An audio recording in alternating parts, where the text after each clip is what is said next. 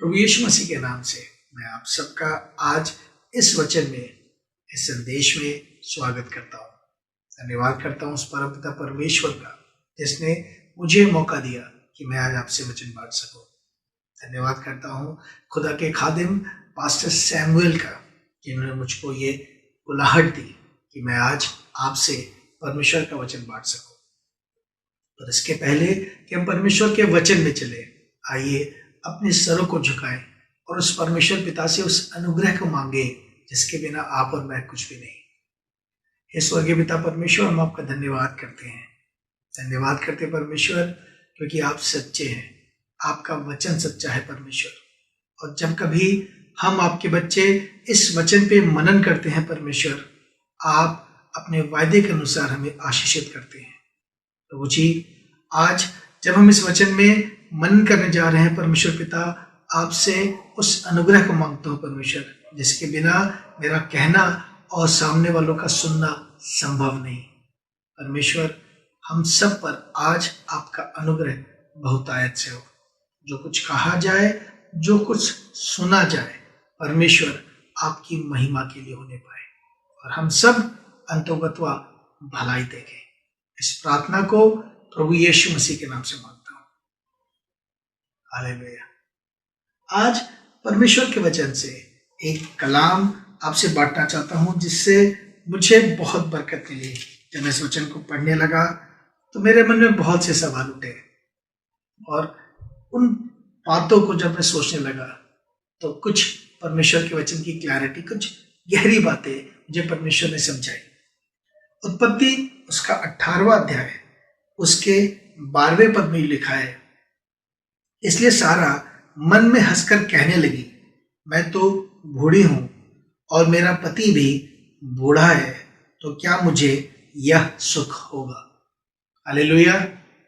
लिखा है, इसलिए सारा मन में हंसकर कहने लगी, मैं तो बूढ़ी हूं और मेरा पति भी बूढ़ा है, तो क्या मुझे यह सुख होगा। परमेश्वर ने सारा और अब्राहम से एक वायदा किया। परमेश्वर ने कहा, सारा तू बहुत से बच्चों की माता होगी, तू संतान जन्म देगी और अगले वसंत ऋतु में जब मैं आऊंगा तो अपने बेटे को अपने सीने से लगाएगी।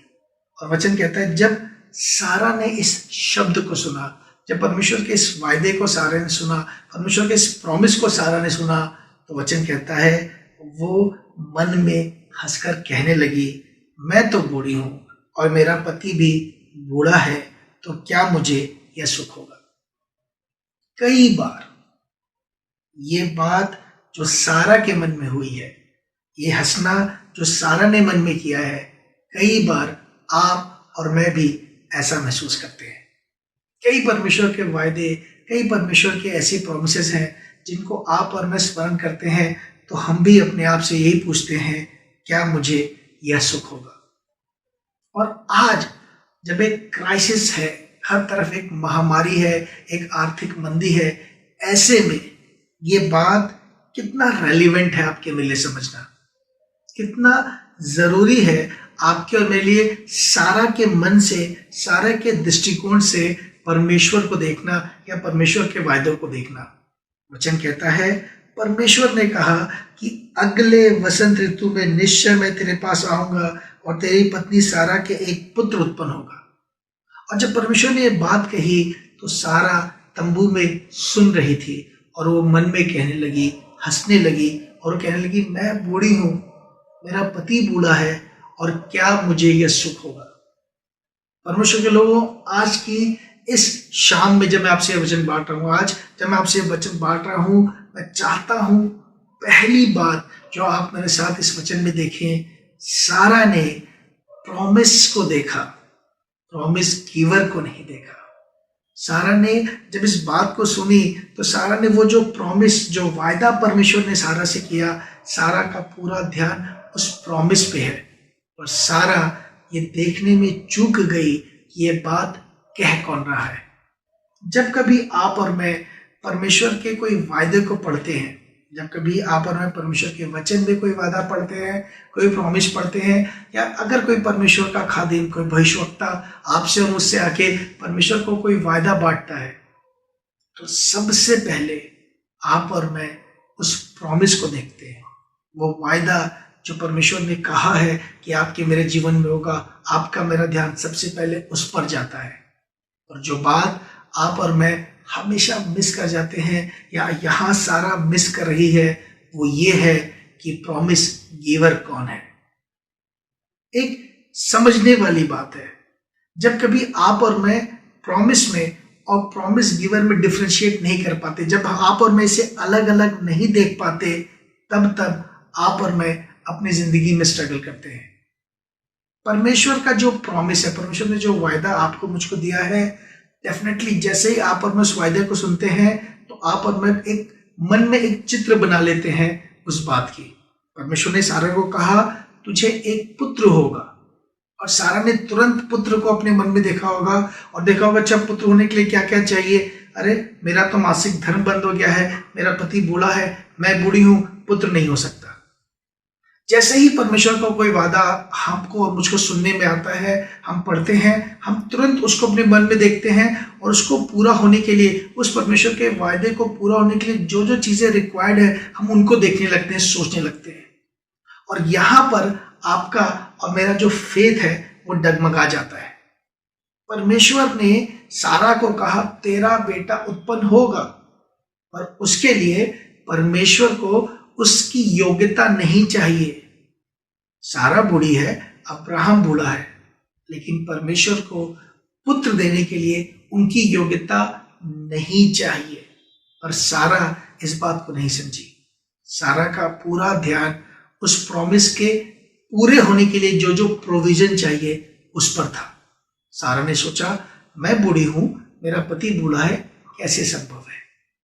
उसका पूरा ध्यान उस प्रॉमिस पे चला गया, प्रॉमिस गिवर को वो मिस कर गई।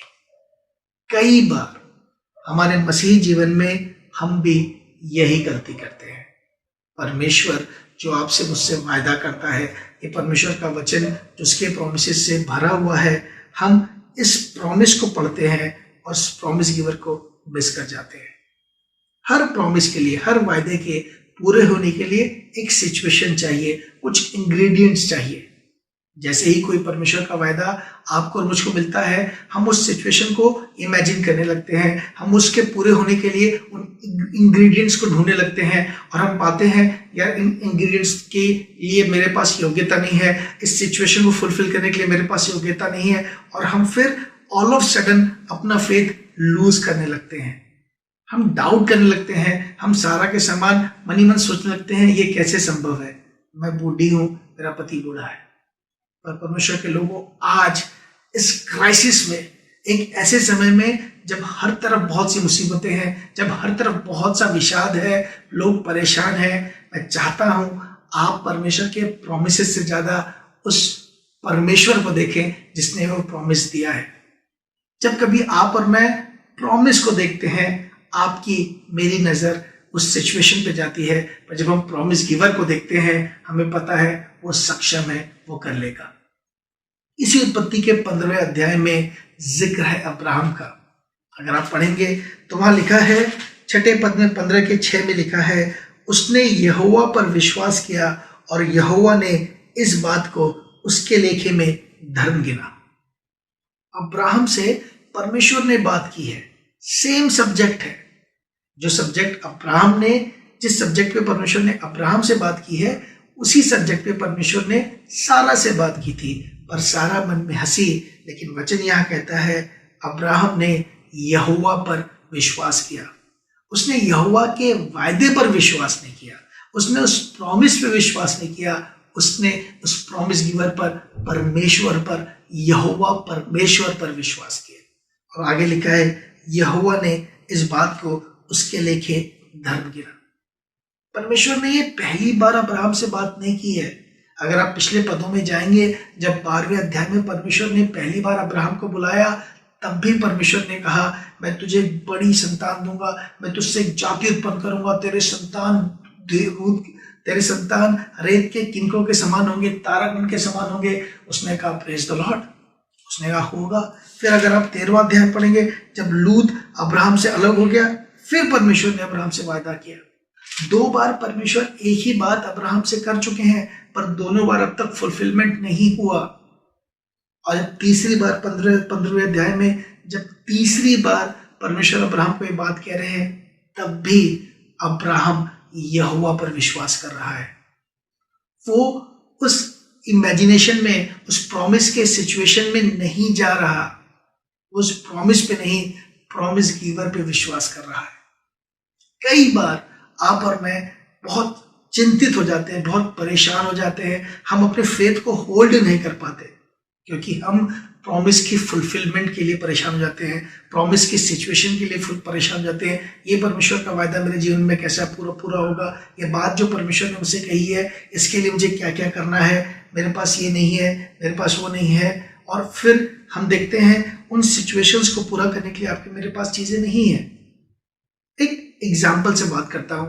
मान लीजिए आप में से किसी से परमेश्वर ने कहा कि मैं तुझे एक गाड़ी दूंगा, मैं तुझे एक कार दूंगा, और जब परमेश्वर के खादिम भी आपसे वचन कहते हैं, भविष्यवाणी करते हैं, तो आप और मैं सोचते हैं अच्छा, कार के लिए तो मुझे पैसा चाहिए, कार के लिए संभवतः मुझे लोन चाहिए, मुझे डाउन पेमेंट करने के लिए एक इतना अमाउंट चाहिए।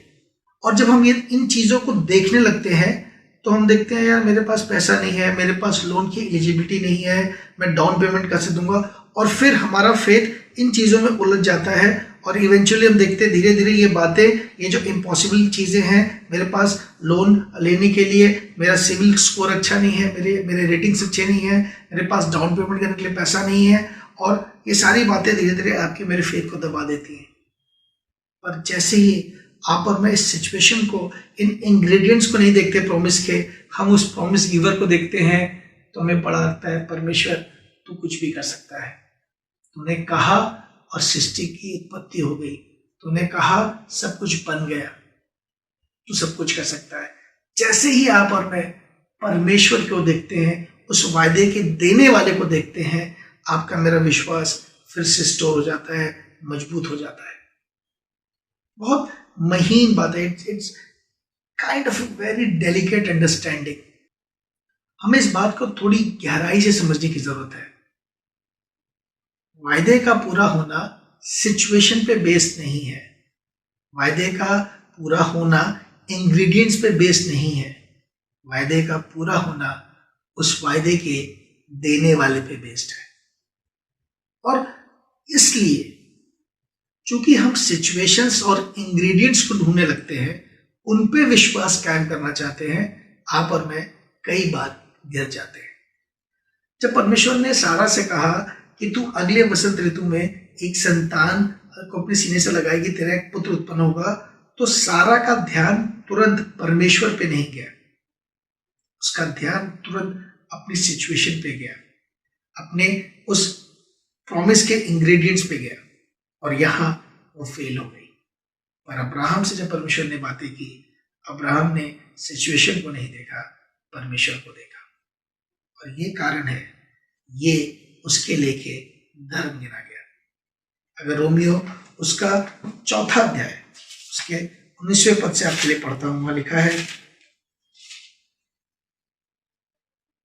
वह जो 100 वर्ष का था, अपने मरे हुए से शरीर और सारा के गर्भ की मरी हुई सी दशा जानकर भी विश्वास में निर्बल ना हुआ। अब्राहम के लिए परमेश्वर का वचन कहता है, वह जो 100 वर्ष का था, अपने मरे हुए से शरीर और सारा के गर्भ की मरी हुई सी दशा जानकर भी विश्वास में निर्बल ना हुआ, और न अविश्वासी होकर परमेश्वर की प्रतिज्ञा पे संदेह किया, पर विश्वास में दृढ़ होकर परमेश्वर की महिमा की, और निश्चय जाना कि जिस बात की उसने प्रतिज्ञा की है उसे पूरा करने में वो समर्थ है। कहीं पे भी अब्राहम ने इस वचन के पूरे होने के लिए अपनी सिचुएशन पे, अपने इंग्रेडिएंट्स पे ट्रस्ट नहीं किया, और उसने ये विश्वास किया, ये निश्चय जाना कि जिसने कहा है वो पूरा करने में सामर्थ्य है। और ये समझना, ये जीना इन दिनों में जब एक क्राइसिस है, आपके मेरे लिए बहुत जरूरी है। अपने विश्वास को परखना, अपने विश्वास को बहुत स्ट्रांगली होल्ड करना आपके और मेरे लिए बहुत बहुत जरूरी है। पर कई बार आप और मैं विश्वास इसलिए होल्ड नहीं कर पाते, संभाल नहीं पाते, क्योंकि हम सिचुएशंस को देखते हैं, हम उन इंग्रेडिएंट्स को ढूंढने लगते हैं और हम प्रॉमिस गिवर को, उस वायदा करने वाले अद्वैत सामर्थी परमेश्वर को नहीं देखते। और यहाँ वचन लिखा है, ना वह जो 100 वर्ष का था अपने मरे हुए से शरीर और सारा के गर्भ की मरी हुई सी दशा जानकर भी विश्वास में निर्बल ना हुआ। अब्राहम जानता था कि उसका शरीर मरा हुआ सा है, बुढ़ा हो चुका है, अब उसमें सामर्थ्य नहीं है कि वो पुत्र उत्पन्न कर सके, संतान उत्पन्न कर सके। और आगे लिखा है, और सारा के गर्भ की मरी हुई सी दशा जानकर भी विश्वास में निर्बल ना हुआ। उसे पता है सारा के गर्भ में अब वो योग्यता नहीं है कि वो संतान उत्पन्न कर सके, पर उसने इस योग्यता को, इस सिचुएशन को अपने उस प्रॉमिस के फुलफिलमेंट का आधार नहीं माना। उसने परमेश्वर को, जिसने ये वायदा किया है, उसकी ओर देखा और उसको इस फुलफिलमेंट के लिए योग्य जाना, उस पर विश्वास किया।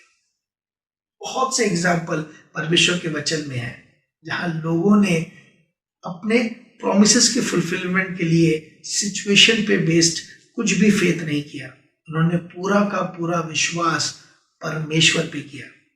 परमेश्वर ने यूसुफ से वायदा किया, परमेश्वर ने यूसुफ को स्वप्न दिखाया कि उसकी पुलिया, उसके जो पुली है, उसने जो एक गट्ठर बांधा है अनाज का, वो खड़ी है और बाकी उसके सारे भाइयों की पुलियां झुककर उसे प्रणाम कर रही हैं। फिर परमेश्वर ने एक दिन स्वप्न दिखाया कि उसके तारे को सारे 11 तारे और सूरज और चांद प्रणाम कर रहे हैं। परमेश्वर ने स्वप्न से यूसुफ से बातें की, पर आप और मैं जानते हैं परमेश्वर के इस वायदे के बावजूद भी यूसुफ के भाइयों ने उसे बेच दिया, उसे इस्माइलियों के हाथों बेच दिया, जिन्होंने उसे जाकर मिस्र में बेचा। और मजेदारी की बात है कि इस सिचुएशन में सबसे पहले अगर यूसुफ को किसी पे डाउट करना चाहिए था, किसी पे उसे सबसे पहले डाउट आना चाहिए था, तो वो परमेश्वर है। एक 16-17 साल का लड़का जिसने सिर्फ परमेश्वर से बहुत थोड़ा सा इंटरेक्शन किया है, स्वप्न के द्वारा, परमेश्वर के द्वारा सपने में उसने कुछ पाया है, और इससे ज्यादा कहीं बाइबल उसके और परमेश्वर के इंटरेक्शन की बात नहीं करती। और वचन बताता है जब पोतीफर की वाइफ ने उसे सिड्यूस करना चाहा तो वो ये कह के भागा कि मैं परमेश्वर का अपराधी क्यों ठहरूं। उसने उस सिचुएशन में भी, उस स्थिति में भी अपने उस प्रोमिसेस कीपर को, जिसने उससे वायदा किया था, उसके साथ अपने आप को एक तरीके से प्रमाणित किया। उसने किसी भी मोमेंट पे परमेश्वर को अपनी लाइफ से, अपने उस कंट्रोल से अलग नहीं जाना। उसने कहा नहीं, परमेश्वर ने कहा है वो पूरा करेगा। और इसलिए जब वो मिस्र में है, जहां ना लोग उसकी भाषा बोलते हैं, ना उसके परमेश्वर को पूजा जाता है, जहां सब कुछ उसके विश्वास के विरुद्ध है, उसने सिचुएशन पे अपना विश्वास नहीं रखा। उसने उस प्रॉमिस कीपर पे, जिसने उसको स्वप्न दिया है, उसको सच्चा जाना और इंतजार करता रहा। और ये बात, उस परमेश्वर की ओर देखते रहना, उसने ये जो उसके अंदर की एक ललक है, जिसने लगातार परमेश्वर को देखा है, वो परमेश्वर को देख रहा है, अपनी जिंदगी की हर कंडीशन में परमेश्वर को देख रहा है। ये बात जब पोतीफर की वाइफ ने उसको सिड्यूस किया, उसने सबसे पहले परमेश्वर के तरफ विरोधी या अपराधी होना उचित नहीं जाना और भाग गया। यूसुफ का ये स्टेटमेंट हमें बताता है कि वो कॉन्स्टेंटली परमेश्वर के सामने, उस प्रॉमिस गिवर के सामने खड़ा है, ना कि उस प्रॉमिस के फुलफिलमेंट के लिए। यूसुफ की जगह आप और मैं होते और हमसे अगर परमेश्वर ने एक वायदा किया होता और हमारी जिंदगी में उसके बिल्कुल विपरीत हो रहा होता, जिसपे परमेश्वर ने कहा कि तू प्रभुता करेगा, जो तुझे झुक के सलाम करेंगे, वो अगर आपको मुझको मारने का प्लान बनाने लगते, वो आपको मुझको अगर बेच देते, तो आप और मैं सबसे पहले डाउट करते कि परमेश्वर तूने जो मुझसे वायदा किया था वो झूठा है। तूने तो कहा था 11 ये सारे भाई मेरे झुक के मुझे सलाम करेंगे, तो मुझे मारना चाह रहे हैं, तो मुझे बेच रहे हैं। और एक मन में कड़वाहट आ जाती और हम उस प्रॉमिस को होल्ड नहीं कर पाते, उस फेथ को गवा देते। लेकिन यूसुफ अपने पूरे ड्यूरेशन में परमेश्वर के प्रति, उस प्रॉमिस गिवर के प्रति ईमानदार बना रहा। और ये समझना बहुत जरूरी है, God who is the promise giver and situation that we look for the fulfilment of promise, दो अलग अलग चीजें हैं। आज आप और मैं जब परमेश्वर के वचन को, इन प्रोमिसेस को देखते हैं, तो इसके फुलफिलमेंट के लिए हम किस तरफ देख रहे हैं? हम परमेश्वर की ओर देख रहे हैं जिसने ये प्रॉमिसेस किए हैं, या हम सिचुएशंस को देख रहे हैं जो हमें बता रहा है अब कुछ भी अच्छा नहीं हो सकता? फ्रॉम दिस पॉइंट फोर्थ कुछ भी आपके पूरे लाइफ में अच्छा नहीं हो सकता। Our faith is based on whom, हमारा विश्वास किस पे आधारित है? परमेश्वर पे या इस सिचुएशन पे जिसमें आप और मैं इस प्रॉमिस को फुलफिल होता हुआ देखना चाहते हैं? यूसुफ ने अपने पूरी जिंदगी में परमेश्वर पे जिसने उससे वायदा किया था उस पे भरोसा रखा, ना कि सिचुएशंस पे। ये कारण है एक दिन उसने अपने प्रोमिसेस को फुलफिल होता हुआ देखा। एक आखिरी बात जो परमेश्वर के वचन से आपसे बांटना चाहता हूं वो मिलेगा मत्ती उसके 14वें अध्याय में। मत्ती 14वें अध्याय में एक जिक्र है जहां यीशु मसीह पानी पे चले। आपने और मैंने इस अध्याय को, इस पद को बहुत बार पढ़ा है। लिखा है, तब उसने तुरंत अपने चेलों को नाव पे चढ़ने के लिए विवश किया और वे उससे पहले पार चले जाए जब तक वह लोगों को विदा करे। वह लोगों को विदा करके प्रार्थना करने को अलग पहाड़ पर चला गया और सांझ को वो वहां अकेला था। उस समय नाव झील के बीच लहरों में डगमगा रही थी क्योंकि हवा सामने की थी, और यीशु रात के चौथे पहर झील पे चलते हुए उनके पास आया। चेले उसको झील पे चलते हुए देखकर घबरा गए और कहने लगे, यह भूत है, और वे डर के मारे चिल्लाने लगे। तब यीशु ने तुरंत उनसे बातें की और कहा, ढाढ़स बांधो, मैं हूं, डरो मत। पतरस ने उसको उत्तर दिया, हे प्रभु, यदि तू ही है तो मुझे अपने पास पानी में चलकर आने की आज्ञा दे। उसने कहा, आ। तब पतरस नाव पे से उतरकर यीशु के पास जाने को पानी पर चलने लगा, पर हवा को देखकर डर गया, और जब डूबने लगा तो चिल्लाकर कहा, हे प्रभु, मुझे बचा। यीशु ने तुरंत हाथ बढ़ाकर उसे थाम लिया और उससे कहा, हे अल्पविश्वासी, तूने क्यों संदेह किया? अब जब कभी मैं इस पद को पढ़ता था तो मेरे मन में एक शिकायत सा परमेश्वर से होता था, परमेश्वर, ये बाकी चेले भूत भूत चिल्ला रहे हैं, ये सारे के सारे आपको भूत कह रहे हैं यीशु, ये तो डर रहे हैं। पतरस ने तो हिम्मत की, पतरस ने आपसे बातें की और कहा, यदि तू है तो मुझे अपने पास चल के आने की आज्ञा दे। और फिर भी आप इस पतरस को अल्पविश्वासी आप अल्पविश्वासी कह रहे हैं। आप क्यों कह रहे हैं वो मैन ऑफ लिटिल फेथ? क्यों पिता, क्यों यीशु, आपने इसको ऐसा क्यों कहा? और जब मैंने परमेश्वर से बात पूछी, परमेश्वर ने मुझे एक बात समझाई। यहां इस कॉन्टेक्स्ट में पाती तो विश्वासी है ही नहीं, पर पतरस ने जब एक बार यीशु मसीह से सुन लिया आ, तो वो हवा को देखकर क्यों डरा? उसने कहा, हे प्रभु, यदि तू है तो मुझे अपने पास चलकर आने की आज्ञा दे। उसके इस स्टेटमेंट पे यीशु मसीह ने कहा, आ। और जब उसने उस रचयिता से ये सुन लिया, आ, तो फिर पानी हो, हवा हो, किसी भी बात को देख के डरना उसके लिए उचित नहीं था। पर जब मैं इस पद को पढ़ता हूं तो मैं समझता हूं कैसे उसका विश्वास कम हो गया, क्योंकि उसने उस प्रॉमिस गिवर को ना देखकर उस सिचुएशन में उस हवा को, वो जो बात उसके विरुद्ध थी, उसको देखा। उसने यीशु पे से ध्यान हटाकर, जो हमारे और आपके वायदों का देने वाला है, जिसके द्वारा आपके मेरे जीवन में हर बात पूरी होती है, उसको देखना छोड़कर उसने उन हवा को, उस सिचुएशन को देखा, और जिसकी वजह से वो डूबने लगा। ये घटना मुझे एक बात समझाती है। पतरस जब तक यीशु मसीह को देख रहा था वो पानी पे चल रहा था, और जैसे ही उसने यीशु को छोड़कर हवा को देखा, क्योंकि लिखा है, पर हवा को देखकर डर गया। आप और मैं अपने प्रोमिसेस को फुलफिल होता हुआ तब तक देखेंगे जब तक आपकी मेरी नजर यीशु पर है। आपके मेरे चारों तरफ कितनी भी एडवर्स सिचुएशन क्यों ना हो, कितनी भी नेगेटिव, कितनी भी अगेंस्ट हमारे सिचुएशन क्यों ना हो, हम कभी नहीं डरेंगे जब तक आप और मैं यीशु को देखेंगे।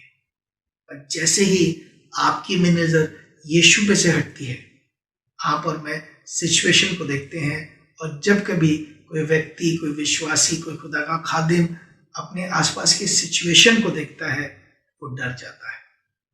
आज जब एक क्राइसिस है, आज जब एक बहुत विपरीत परिस्थिति है, जरूरी है कि आप और मैं परमेश्वर को देखें, यीशु मसीह को देखें। सिचुएशन को देखकर आप और मैं हमेशा डाउट करेंगे। पतरस डर गया और डूबने लगा। जब पतरस को यीशु मसीह ने ये कह दिया आ, तो अब ऐसी कोई बात नहीं है जो पतरस को रोक सकती थी, पर जरूरी था उस बात के पूरे होने के लिए, यीशु मसीह तक पानी पर चल के जाने के लिए जरूरी है, अवश्य है कि पतरस यीशु को देखे, नजर, ध्यान, फोकस यीशु पे रखे। और जैसे ही उसका ध्यान यीशु पे से हटा, हवा पे गया, सिचुएशन पे गया, वो जो प्रॉमिस परमेश्वर ने कहा, जो यीशु ने कहा तू चल करा, लिव दिस सुपरनैचुरल, जो सुपरनैचुरल उसको जी ले, वो उसको नहीं जीने लगा और डर के मारे डूबने लगा। ठीक ऐसे ही आज की सुबह आपकी मेरी सिचुएशन है। किसको देख रहे हैं आप? आज अपनी लाइफ के इन एडवर्स टाइम्स में, इन बुरे दौर में आप और मैं किसको देख रहे हैं? परमेश्वर को देख रहे हैं या प्रॉमिसेस को देख रहे हैं? यकीन जानिए, इस सिचुएशन में कोई भी प्रॉमिस पूरा होता हुआ नहीं दिखेगा जब तक आप और मैं सिचुएशंस को, इंग्रेडिएंट्स को देखेंगे। पतरस ने सिचुएशन को देखा, डर गया। सारा ने सिचुएशन को देखा, इंग्रेडिएंट्स को देखा, मन में हंसने लगी, डाउट करने लगी, क्या मुझे ये सुख होगा? और अब्राहम ने परमेश्वर को देखा, उसने यहोवा पे विश्वास किया। यूसुफ ने परमेश्वर पे विश्वास किया, प्रॉमिसेस पे नहीं। और ये कारण है ये लोग अपनी जिंदगी में सफल होने पाए। आज आपके और मेरे लिए जरूरी है कि हम परमेश्वर को देखें, क्योंकि प्रॉमिस उसने दिया है, पूरा भी वही करेंगे। सिचुएशंस को, इंग्रेडिएंट्स को ना देखें। परमेश्वर अपने समय में हर वायदा पूरा करेंगे। तब तक आप और मैं अपने विश्वास को थामे रहें। आज इस वचन से परमेश्वर आप सबको अनुग्रहित करें। आइए अपने सरों को झुकाएं और परमेश्वर से प्रार्थना करें। ये प्रभु यीशु, हम आपका धन्यवाद करते हैं। धन्यवाद करते हैं परमेश्वर कि आपका वचन सच्चा है। और परमेश्वर, आपने हर एक वायदा जो हमसे किया है उसे आप हाँ और आमीन से पूरी करेंगे। और तब तक, जब तक ये वायदे पूरे नहीं होते परमेश्वर, हम विनती करते हैं हमारी दृष्टि आपकी ओर लगी रहे। हम सारा के समान, पतरस के समान सिचुएशंस को ना देखें, इंग्रेडिएंट्स को ना देखें, पर परमेश्वर हम अब्राहम के समान आप पर भरोसा करें। प्रॉमिसेस पे नहीं, प्रॉमिस कीवर पे भरोसा करें, ताकि हमारे लेखे ये धर्म गिना जाए। और हर वो बात जो आपने हमसे की है, हमसे हर वो वायदा जो आपने किया है, वो हाँ और आमीन से हमारे जीवन में पूरा हो सके। इस प्रार्थना को यीशु मसीह नासरी के नाम से मांगता हूँ, आमीन। Thank you. God bless you all.